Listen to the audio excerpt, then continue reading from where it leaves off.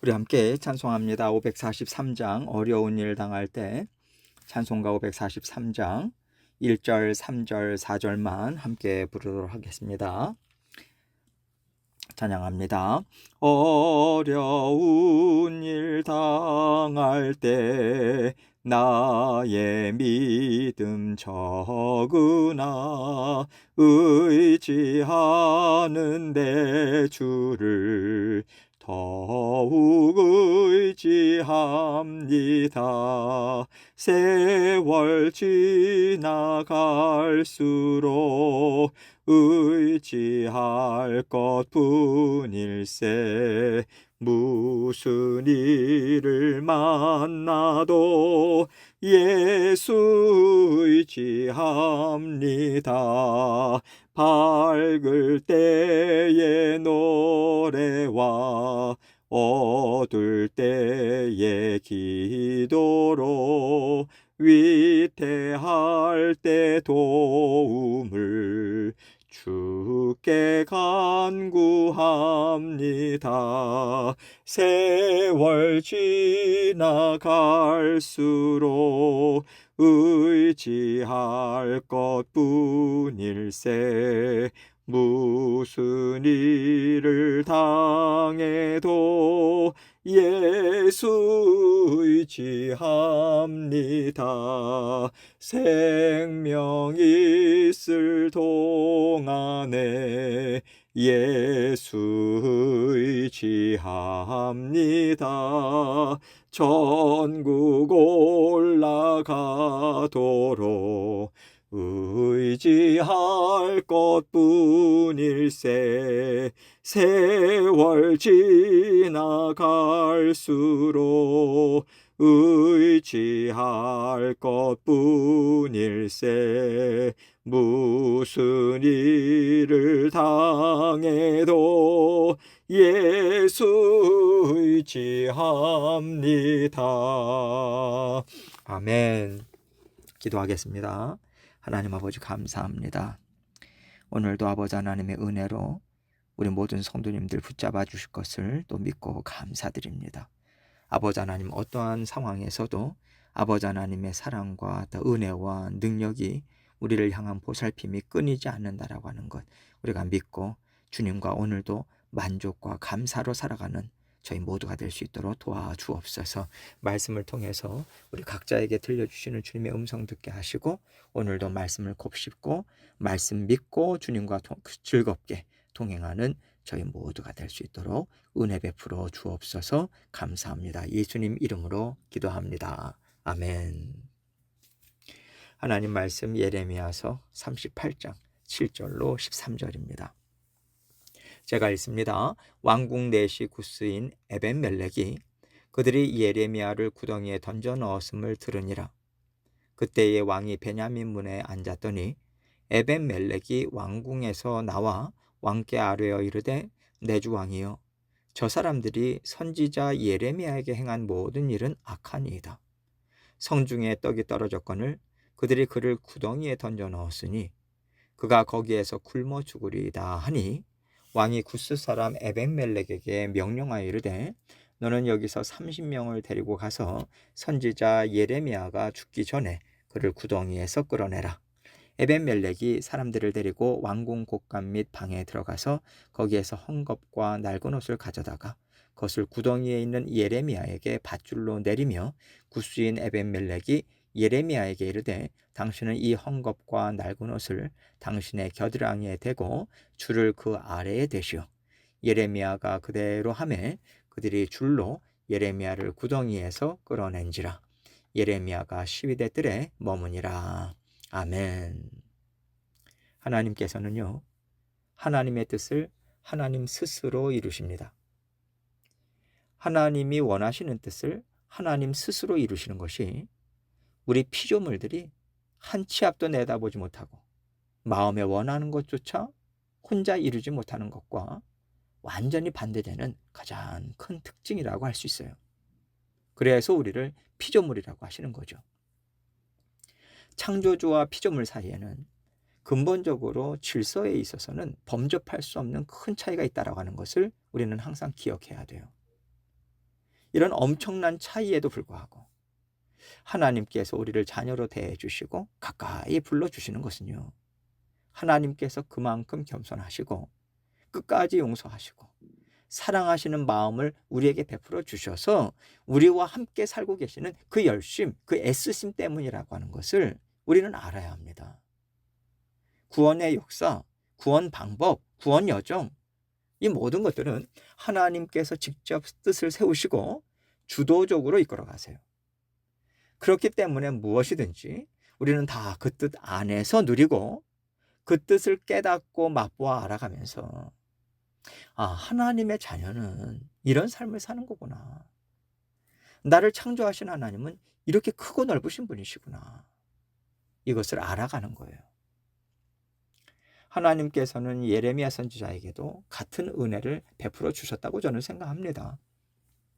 우리가 볼 때 예레미야 선지자가 얼마나 위대한 사람입니까? 그러나 하나님 보시기에는요, 예레미야 또한 피조물인 거예요. 하나님께서 뜻을 세우시고 그 뜻을 열어 보여주시고 동참할 수 있는 은혜와 권세를 주셔야지만 하나님과 함께 뜻을 이룰 수 있는 피조물인 거죠. 하나님께서 예레미야를 들어 사용하실 때, 너는 이 세상에서 어떤 것도 거칠 것이 없을 거야. 너는 내 자녀니까, 내 뜻을 이루는 내 종이니까 항상 막힘없이 내 뜻을 힘있게 이룰 수 있다. 이렇게 특혜를 주고 계시지 않아요.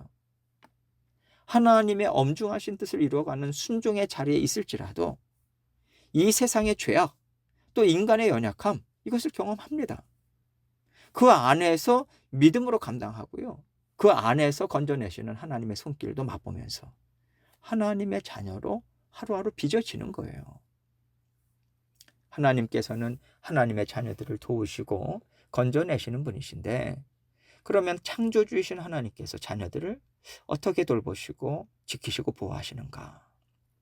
오늘 말씀은 이것에 대한 아주 좋은 예를 보여주고 있습니다. 7절 말씀 봅니다. 왕국 넷이 구스인 에벤멜렉이 그들이 예레미야를 구덩이에 던져 넣었음을 들으니라. 그때의 왕이 베냐민 문에 앉았더니. 지금 하나님께서 사용하시는 구원의 통로가 되는 사람은요, 왕궁의 내시로 있던 에디오피아 사람 에벤멜렉이라는 사람이에요. 이 사람이 예레미야가 진흙구덩이에 던져졌다라고 하는 얘기를 들은 거예요. 생각해 보세요. 누가 먹을 것을 갖다 주겠습니까? 거기에서 편히 잠을 자겠어요? 진흙에 빠진 채 그냥 말라 죽는 거예요. 이런 상태로 가는 것이 불보듯 뻔하니까 에벤멜렉은요, 혹시 누군가가 예레미야를 구원해 주고자 움직이지 않을까, 그 생각을 하면서 기다려도 유대인들 사이에는 아무런 움직임이 없단 말입니다.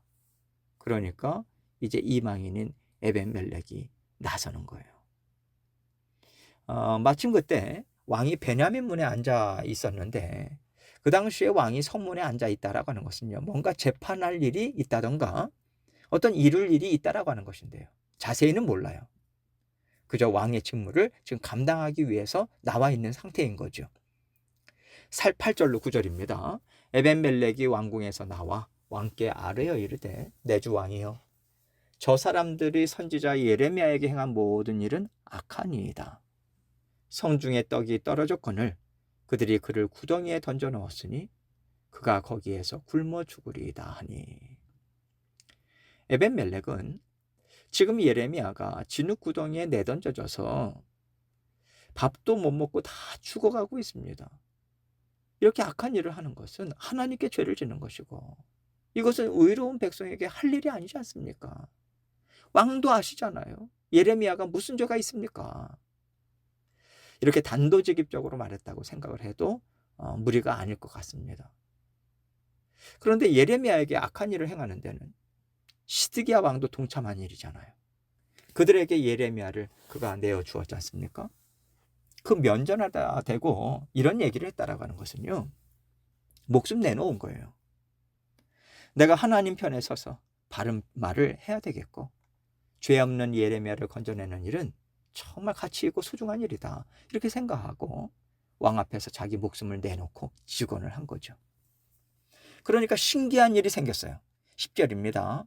왕이 구스 사람 에벤멜렉에게 명령하여 이르되 너는 여기서 30명을 데리고 가서 선지자 예레미야가 죽기 전에 그를 구덩이에서 끌어내라. 시드기야가 예레미야를 신하들에게 내어줄 때는 언제고 이 당돌한 직언을 듣고서 마음을 돌이킨다라고 하는 게 참 신기한 일 아닙니까? 시드기야는요, 예레미야가 하는 말을 듣기 싫어하고 거북해하긴 했어요. 그러나 항상 그의 마음 한켠에는 그래도 이 사람은 하나님의 사람이라는 인정함이 있었던 것 같아요. 그러니까 한쪽으로는 그 신하들의 눈치를 보면서 계속해서 그를 살려주는 일을 해왔던 거 아니겠습니까? 하나님께서 시드기야 마음을 들어 사용하심으로써 당연히 예레미야를 살려야지 그렇게 생각하고 여기 있는 30명을 데리고 가서 예레미야를 건져내라는 명령을 내려요. 진흙에 빠져 있으니까 여러 사람들의 힘이 필요하긴 하겠지만 30명씩이나 데리고 가라고 하는 것은요, 시드기야 왕의 단호한 의지를 나타내고 있는 것 아니겠습니까? 어느 누구도 왕의 허락을 받고 예레미야를 살려내는 에벤멜렉을 막지 말아라, 이 분명한 메시지를 전하고 있는 거죠. 11절로 13절입니다. 에벤멜렉이 사람들을 데리고 왕궁 곳간 및 방에 들어가서 거기에서 헝겊과 낡은 옷을 가져다가 그것을 구덩이에 있는 예레미야에게 밧줄로 내리며 구스인 에벤멜렉이 예레미야에게 이르되 당신은 이 헝겊과 낡은 옷을 당신의 겨드랑이에 대고 줄을 그 아래에 대시오. 예레미야가 그대로 하매 그들이 줄로 예레미야를 구덩이에서 끌어낸지라. 예레미야가 시대들에 머무니라. 에벤멜렉은 어느 누구의 제지도 당하지 아니하고 예레미야를 구출해내는 일을 진행합니다. 왕궁 곳간에 가서 여러 헝겊과 헌옷가지들을 챙겼어요. 밧줄과 함께 이제 예레미야에게 내려줍니다. 그를 끌어올리려고 이제 내려주는 거죠. 몇 날 며칠 동안 밥도 못 먹고요, 진흙에 빠져 있었으니 그 남아있는 힘이 없을 거 아니겠어요? 그래서 내려준 헝겊들, 옷가지들 이런 것들을 이제 겨드랑이로 이제 감싸는 거예요. 그래서 줄과 함께 묶으면 힘을 주지 않아도 이제 끌어올릴 수 있으니까, 예레미야가 애쓰지 않아도 이제 끌어올릴 수 있으니까 자세히 가르쳐 줍니다. 이렇게 해서 예레미야를 건져내죠. 하나님께서 예레미야를 죽이실 계획이 전혀 없으십니다. 아직까지 하나님의 뜻을 이루어야 하는 사명이 남아있기 때문에 예레미야를 살려내시는 거죠. 그런데 살려내시는 과정이요, 예레미야 입장에서도 전혀 기대하지 못한 사람의 손길을 통해서 또 방법을 통해서 이루어지고 있어요. 하나님께서는 하나님의 뜻을 이루시고 또 하나님의 뜻에 동참하는 자녀들을 부르실 때 우리의 생각과는 전혀 다르게 일하시는 것 같습니다. 많은 유다 백성들이 있었을 것이고 또 많은 고관들과 신하들이 다 예레미야를 죽이라고 했지만 그 안에는 하나님의 사람들도 분명히 있었을 거예요. 그러나 하나님께서 그들을 통해서 뜻을 이루지 않고 계시다라고 하는 것은요, 하나님께서 예레미야에게 이것도 가르쳐 주시는 거예요. 너는 하나님의 일함을 너무 좁게 보거나 이 나라 이 백성에게 하나님이 하시는 일에 대해서 걱정하고 두려워하지 마. 하나님은 너가 생각하는 것보다 훨씬 크시고 하나님은 너가 생각하는 것보다 훨씬 지혜로우셔서 어떤 상황 어떤 일에도 막힘없이 뜻을 이루실 수 있다. 그래서 지금 하나님께서는 이방인이었던 에디오피아 내시까지도 하나님의 뜻을 이루는 주의 종으로 훌륭하게 사용하시는 것을 보여주시는 거거든요. 그렇다면 하나님께서 이루실 하나님 나라는 꺾일 수가 없는 거예요. 하나님의 뜻을 이루는데 유다 지파여야만 돼, 제사장 그룹이어야만 돼, 무엇이 있어야 돼, 이런 제한들이 전혀 없는 거예요. 하나님은 철저하게 믿음 안에서, 하나님을 아는 지혜 안에서, 하나님의 뜻을 쫓고자 하는 작은 소망 안에서 하나님의 뜻을 이룰 일꾼들을 찾으시고 그들을 들어 사용하세요. 그렇기 때문에 하나님께서 우리 인생을 이끌어 가실 때도 우리의 예상 밖의 일들을 통해서 우리의 얽혀있는 문제들을 풀어가실 때가 많이 있습니다. 이 얘기는요, 여러분과 저에게도 이것을 알려주시는 거예요. 하나님 너무 작게 생각하지 마. 하나님을 너희들처럼 편협하고 속 좁은 사람처럼 생각하지 마라. 하나님은 돌들로도 아브라함의 자손이 얼마든지 되게 하실 수 있다라고 하는 거 기억해서 사방이 다 막힌 상황일지라도 낙심하지 마, 절망하지 마. 하나님은 뜻을 이루어내실 뿐만 아니라 넉넉히 이루시는 크신 하나님이시다. 이것을 우리에게 알려주시는 거죠. 우리에게도 이것을 보여주셔야 하는 거예요. 그래야 우리가 믿음을 갖고 살 수 있고요. 그래야 우리가 어떤 상황에도 요동하지 않고 자족하는 마음, 감사의 마음으로 하나님과 뜻을 이루어 갈 수 있는 거거든요. 그렇기 때문에 하나님께서는 우리가 간구하는 대로만 일을 이루시지 않는 것 같습니다. 하나님, 지금 일이 이렇게 진행되고 있습니다. 하나님께서 이렇게 해주셔야지만, 또 오늘 몇 시까지 이렇게 이루어져야지만 제가 살 수 있겠습니다. 이렇게 우리는 간구하는데 하나님께서는 우리가 간구한 대로 응답해 주지 않으세요. 시간이 넘어가도 아무 연락이 없어요. 그래서 우리는 끝났구나 생각하죠. 그러나 하나님께서 새로운 일을 이루고 계신 거예요. 그래서 하나님께서는요, 우리의 생각과 다른 방법으로 인도하시기를 참 기뻐하세요. 그래서 우리는 자주 넘어지고요. 그래서 우리는 또 두려워하는 거 아니겠습니까? 그러나 이것을 경험하면서 또 깨달아 맛보아 아는 믿음의 삶을 통해서 하나님에 대한 이해의 폭이 넓어져요. 믿음의 폭 넓어집니다. 세상을 바라보는 안목도 깊어져요. 그렇게 우리는 자라나는 과정이 우리에게 있게 되는 거예요. 하나님께서는 우리가 어떤 상황에서도 낙심하지 않고 요동하지 않고 하나님 의심하지 않고 하나님의 무한한 사랑 안에서 평안함을 누리고 또 하나님을 기대는 자녀들이 될 때까지 끊임없이 하나님의 생각과 우리의 생각이 다르다라는 것을 보여주실 것입니다. 그렇게 우리를 자라나게 하실 거예요. 그래서 우리의 인생은요, 우리가 기대한 것과 다르게 가는 것이 맞아요. 그것이 하나님의 인도하심 맞습니다. 그래서 우리는 내 뜻대로 되지 않았을 때 낙심할 필요가 없는 거죠. 야, 하나님이 또 이번엔 얼마나 놀라운 은혜를 베풀어 주실까. 우리가 기대하고 오히려 더 큰 소망을 갖기를 우리가 애써야 한다고 생각합니다. 하나님께서 그 뜻을 이루실 때까지 인내와 굳건한 신뢰로 하나님과 힘있게 동행하기를 원하고 계시다고 생각해요. 날마다 하나님의 그 일하심이 우리 가운데 있습니다. 하나님 꼭 붙드시고 또 하나님을 믿는 믿음으로 오늘도 주님과 함께 만족함으로 감사함으로 힘있게 동행하시는 저와 여러분이 되시기를 주님의 이름으로 축원합니다. 함께 기도합니다. 기도하실 때 하나님께서 오늘 이 말씀을 통해서 우리에게 또 깨닫고 또 우리가 돌이켜야 되는 그런 길이 있다면 또 돌이키고 하나님께 먼저 그 시간을 갖고 또 우리가 간구할 기도 제목들 주님께 또 아뢰는 시간 갖도록 하겠습니다. 기도하시겠습니다.